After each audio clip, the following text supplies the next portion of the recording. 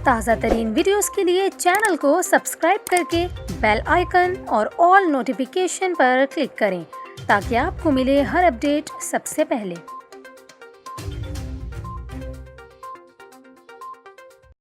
और अभी आपको अहम खबर दें, कोटरी बैराज में बड़ा सैलाबी रेला दाखिल हो गया, जिसके बाइस जामशोरों में अफसोसनाक वाकया पेश आया है।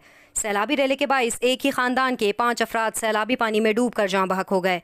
वाकया जामशोरों में अलियाबाद के करीब लिंक रोड पर पेश आया। कोटरी बैराज पर पानी की सतह में मुसलसल इजाफा हो रहा है, जिससे करीब कच्चे मकानात और देहात ज़ेर आब आ गए। देहातियों ने अपनी मदद आप के तहत 1 घंटे की जद्दोजहद के बाद पानी से लाशें निकाल ली, जिसमें 2 नौजवान लड़कियां, 2 खवातीन और 1 बच्चा शामिल हैं। दूसरी जानिब सखर बैराज पर इस वक्त ऊंचे दर्जे का सैलाब है, जिससे मंछर झील में भी पानी की सतह खतरनाक हद तक बढ़ गई है।